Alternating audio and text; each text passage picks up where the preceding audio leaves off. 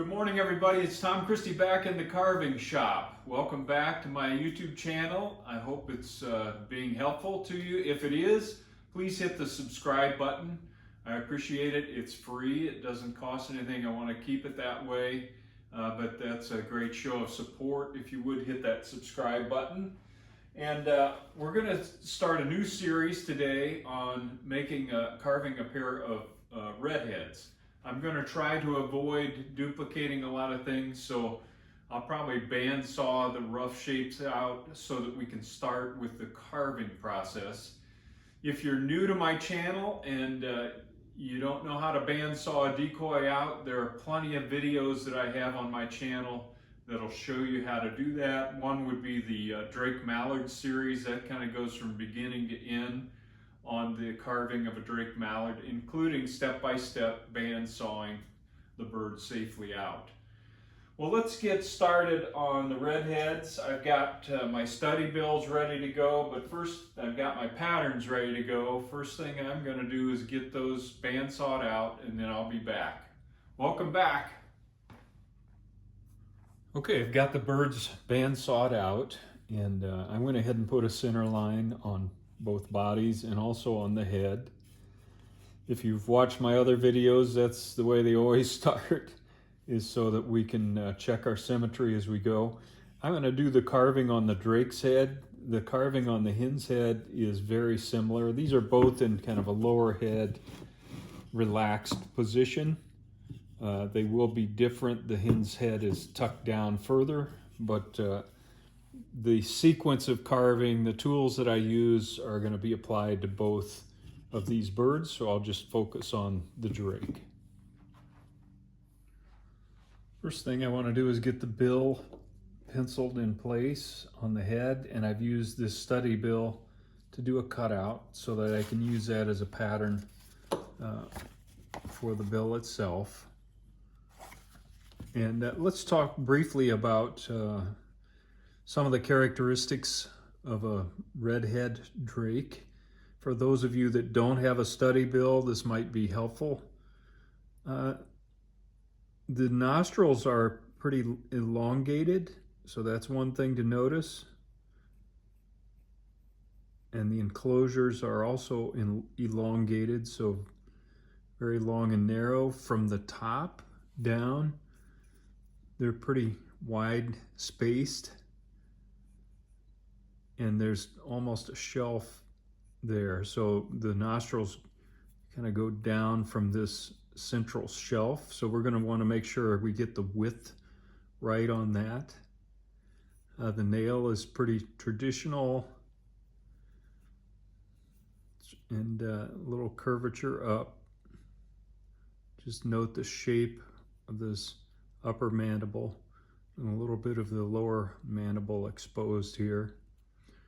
Pretty up and down, not a ton of return back towards the eye here, but some. And then from the top, pretty characteristic strong V notch here.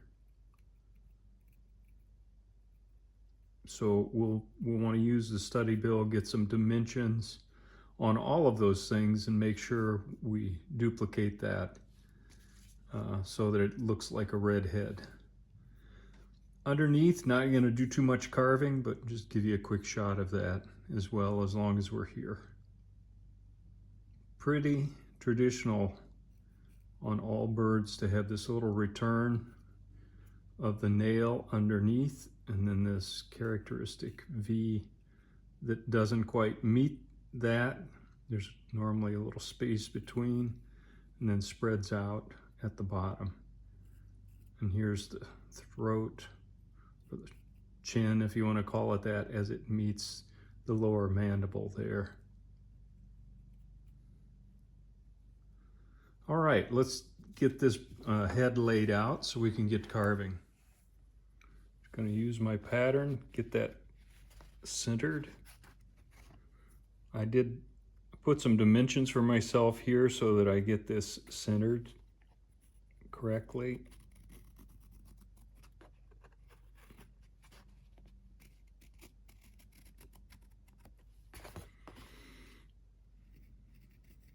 pretty rounded shape on the end of the bill, a little wider up here, narrows slightly as it goes back.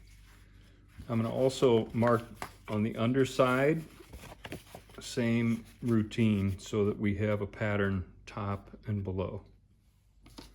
Right now I'm just going to make this circular, so I'm using my dividers like a compass and make sure I'm hitting front to back. And that way, as we're coping things out, I have to make sure I don't cut off part of the neck here that we're going to need in place later. All right, let's cope this guy out. All right, I've got the hen laid out in a similar fashion. I'm going to take the coping saw and carefully follow my lines. Make sure I'm square underneath so I'm not at an angle with the coping saw. And I like to use a coping saw on this as opposed to the band saw because it's slower, the blade is thinner, and it just gives me more control. And it doesn't take long to make these cuts with a hand saw. So I'm cutting down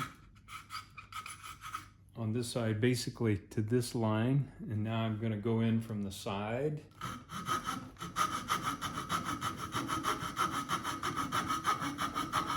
And carefully cut into where the bill meets the face, and make sure we don't gouge into the side of the bill material.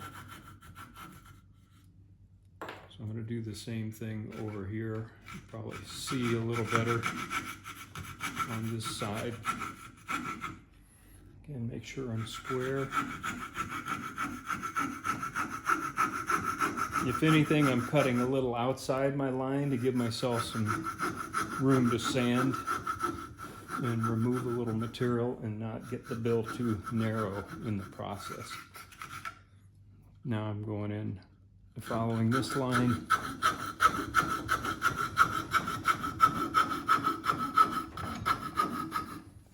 Bringing that right to where it meets the face. Okay. Now I'm going to take this material off. And this is where the marks underneath on the neck are important. On some birds, you have to be careful you don't cut off too much down there. Depends on the pattern. High neck, low neck, preening position, all of those different things. I'm just using this as my guideline, kind of. So I'm shooting for that to exit.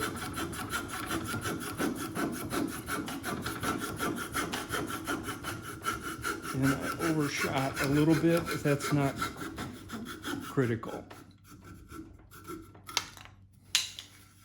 As long as I haven't taken too much material off underneath, which I haven't. So I'll do the other side and then come back. One of the nice things about working on a pair is once I have it set up, I can just put the hen in here and make the same cuts. So there are some efficiencies once you're set up and using the same tool between the two birds.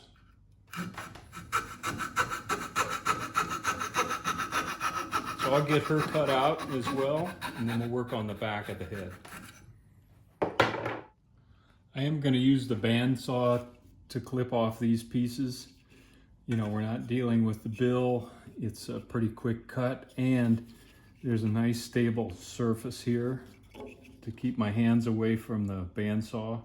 Some head shapes, you have trouble getting a nice flat cut like this, but this will work out good for these birds.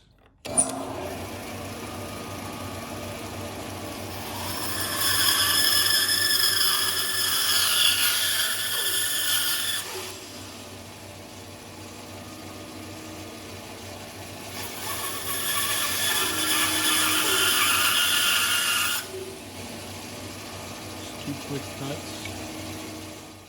All right, we've got both heads coped out, and now I want to do a little more layout work. I know that the crown is 1 3/4 inches on the drake, so I'm going 7/8 both directions to get that in the proper position. So that's the widest point of the crown, just as a reference mark. And on the hen, it's 1 5/8. So 1/2, 2, 1/2.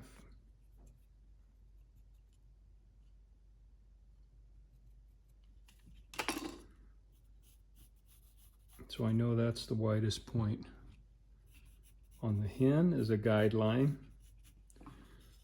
Now I did check my study bills and they are exactly the same size as my pattern, so I can faithfully use the study bills. Sometimes you'll get a study bill that's larger or smaller than your pattern that you've developed. I try to make sure I develop my patterns to match up with the study bills I have, since these are life size. But now I want to do a critical dimension here from the point of the notch to the tip of the bill, and I'm going to use my dividers again.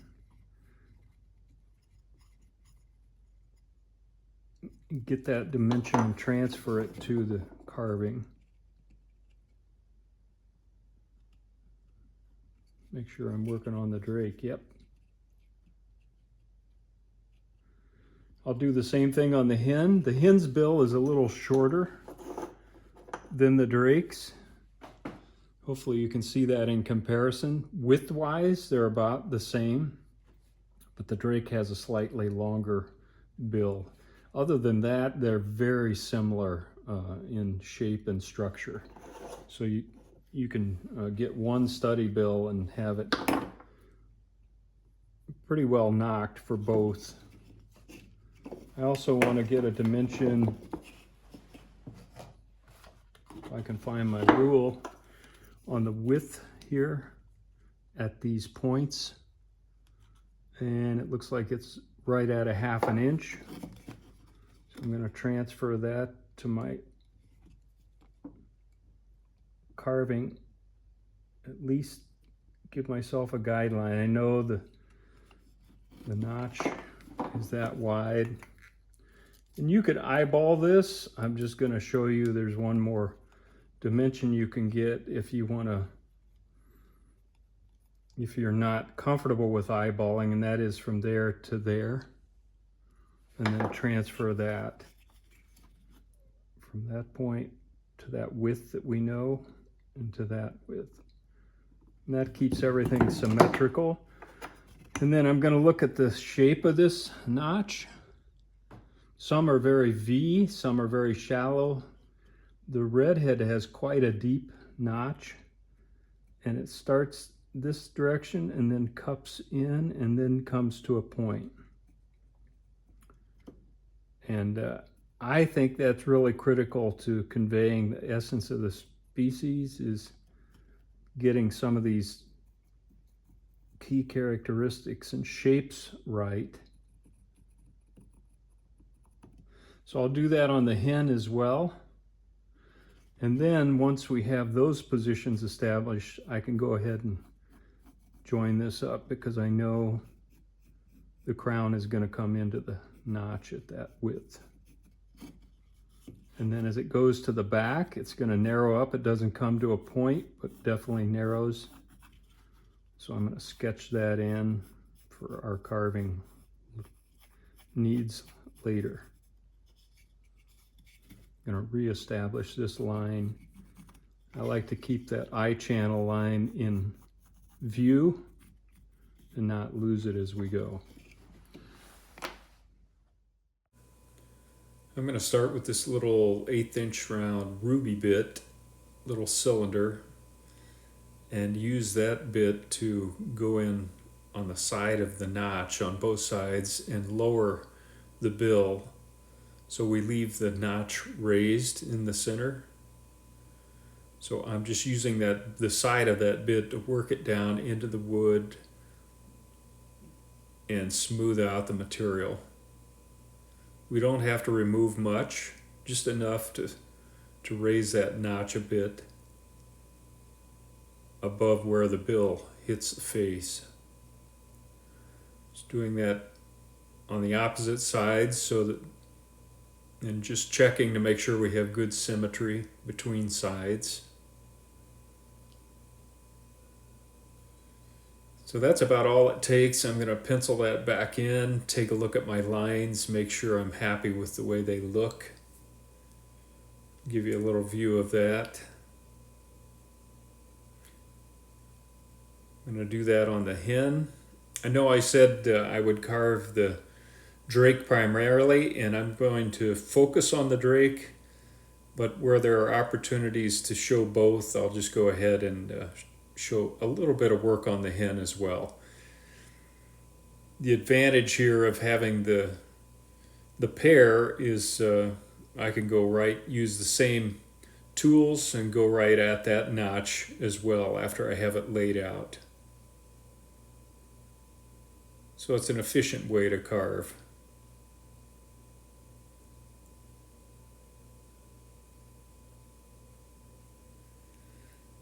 So I've got both of those notches pretty well shaped up. I'll pencil that one in so we can look at symmetry again. That looks pretty good.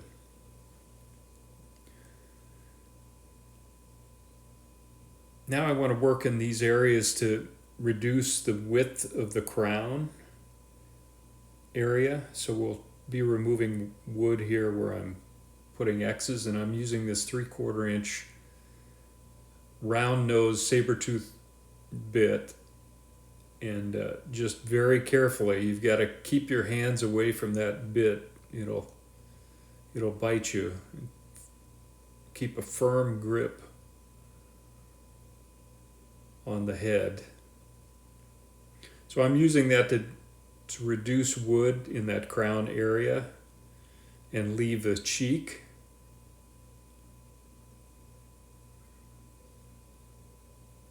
I'm also beginning to round the bill a bit and pull that into that area, but make sure you don't take off too much wood.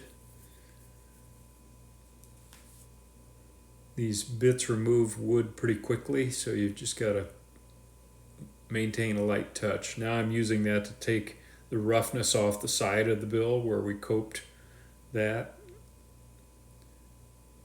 Doing a little bit of rounding, and now I'll work on the rear of the head here and form that cheek again.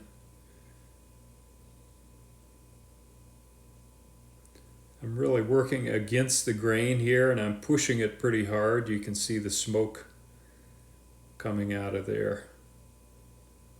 I'm working towards that line.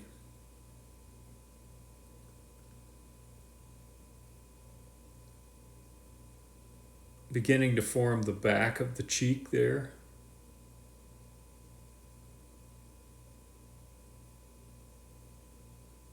You can see that burr kind of snagged right there because I'm going against the grain, so I'm going to shift the position of the head and go at it in this direction.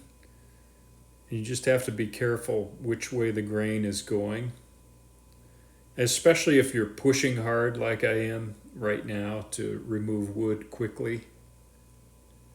I like to use these yellow bits, which is a fine tooth. It's slower, but I feel like I have more control with the finer burr. And I'm okay with going at this a little bit at a time and not pushing it too hard. So I'm on the line up there. Now I'm going to round the cheek. Begin to form that up. I'm going to speed this video up because a lot of this is going to be repetitious, but I want you to see the actual carving being done. Okay, so now I'm at 2 times speed. Now I want to work down here at the neck and hit my guideline that I've penciled in on the bottom. And so we have a little return there under the cheek to begin to form the neck. And I'm going to round that all and begin to develop that hourglass shape from the front.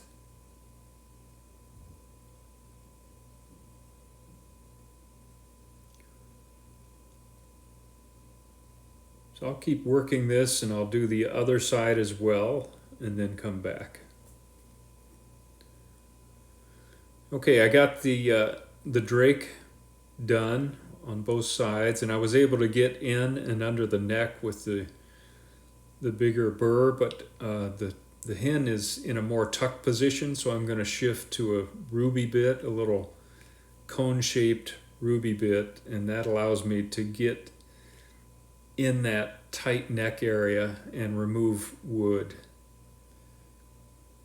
Just can't get in there with the 3/4 inch saber-tooth burr. So I'm relieving wood under there again to form the round neck. And also this will cast a little shadow under the cheek area.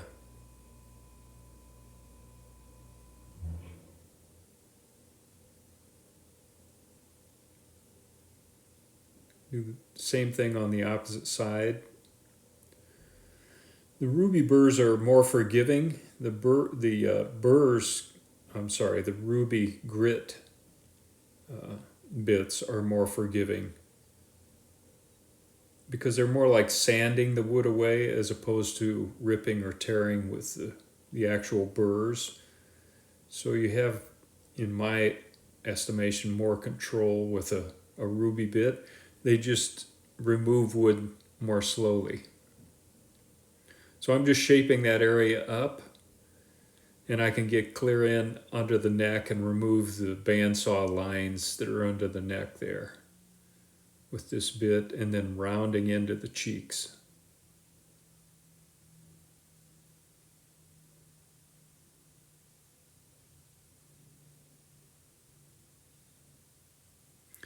Now I'm going to use that same bit and just round a little bit of that notch area. Since we left a hard shelf there, I want to round that into the center line without removing the center line.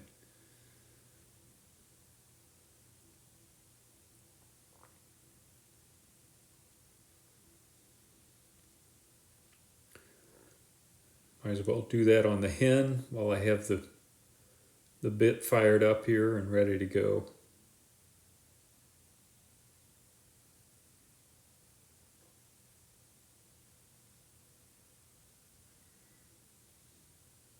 Just beginning to round the front of the crown there into the head.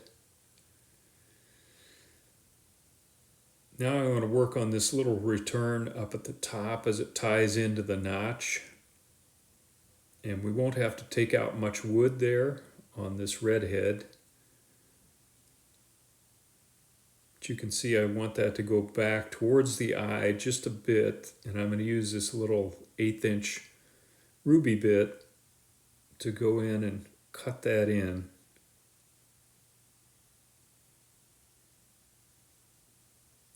And then I'll work both directions, the bill direction and the cheek direction, to round that area around the little trench that I've just put in place there.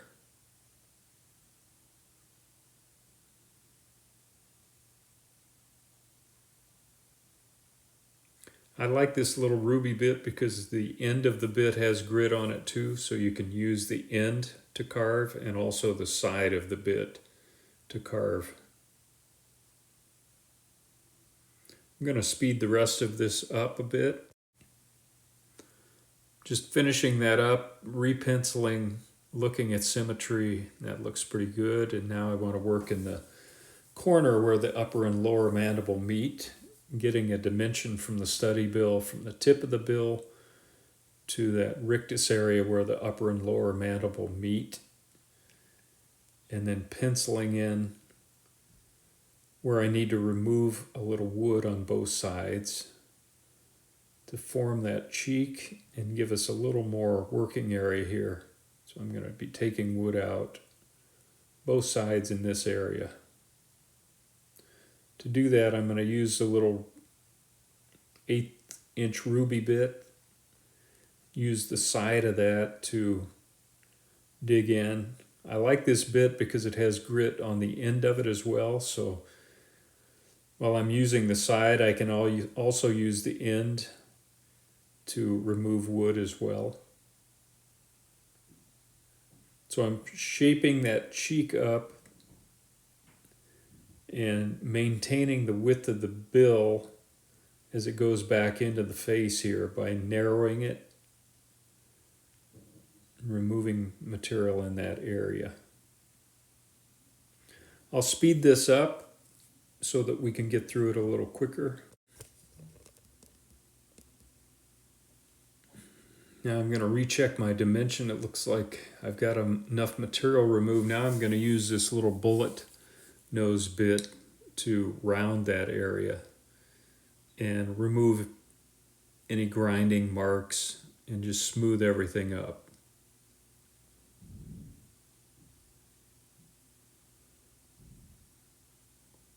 Taking that shelf off and just rounding that area and blending it into the cheeks. And also, just while I'm at it, just continuing to shape up the bill.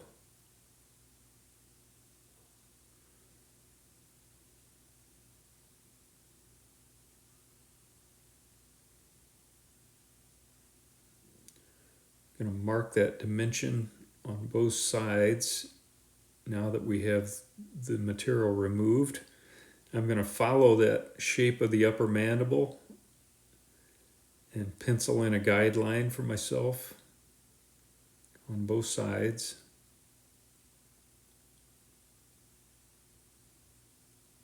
And then we'll use the knife to relieve that area to separate the upper and lower mandible. Now I'm going to use a knife and follow my guidelines. Make sure you can see this from that corner mark. A little bit of a curve down and then kind of that rounded shape. As you get close to the edge, reduce the pressure or you're going to push right through a bunch of wood there. So we just want to score this multiple times. And then come back from this direction. Tough to get a camera angle here, but going right from the corner, angling down like that. Okay.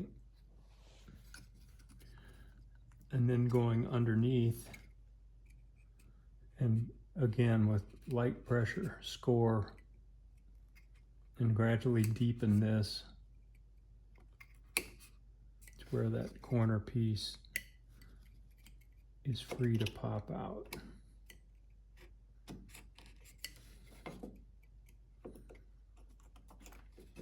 Like that. Okay, I'll do that on the other side.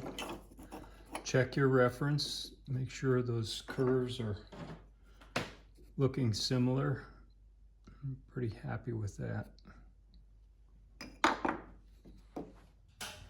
Now I'm just going to use a little ruby bit to clean up this corner.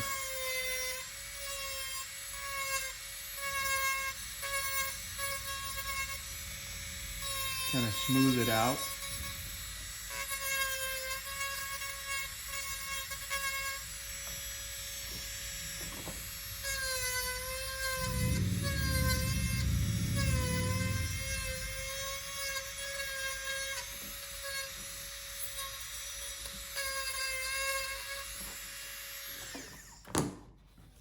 Now, the lower mandible here is a little wider than it needs to be, so I'm going to remove a little wood here on both sides. We'll use the knife to cut that back. And then underneath, That's how we kind of form this V shape to the chin underneath. So not much material comes out there, but just enough to create some definition around that lower mandible as it meets the face.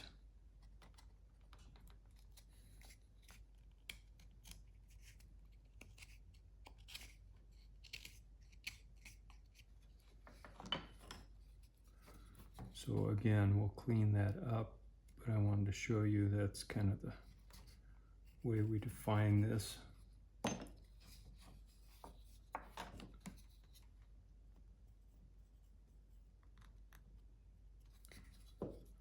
that.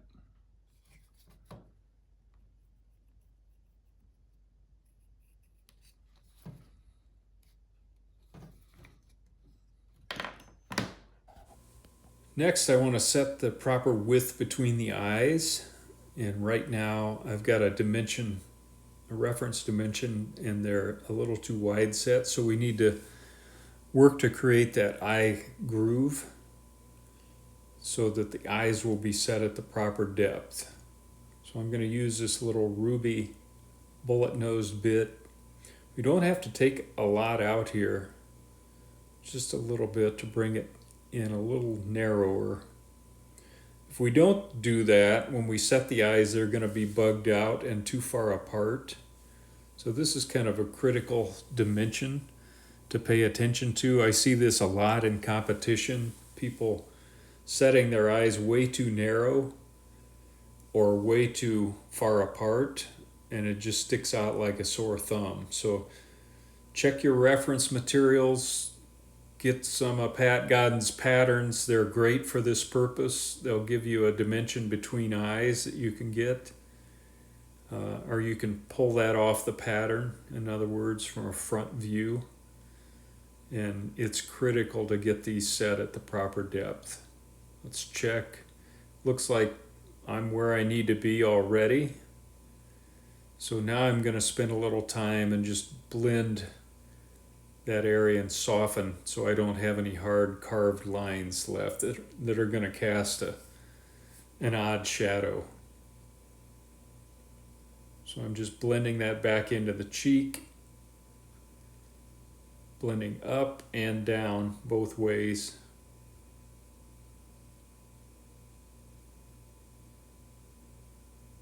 You can see that hourglass shape starting to form from the front, and that's what we want. Now I'm going to work on the crown. I'm just going to go to the 3/4 inch saber tooth burr and round the edges of the crown.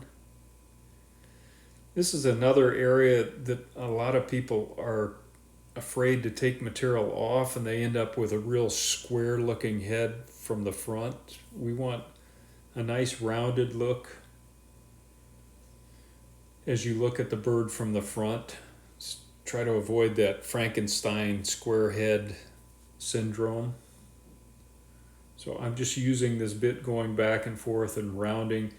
Keep the center line intact. I know I say that a lot, but that is your pattern, and you never want to lose that until the final sanding, because that's the profile that we work so hard to put together in the pattern making.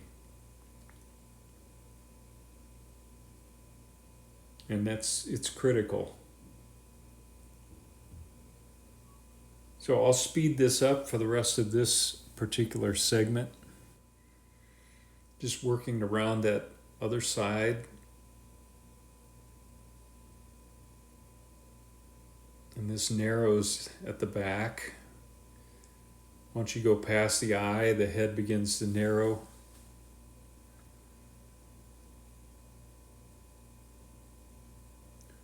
Trying to get a nice round shape.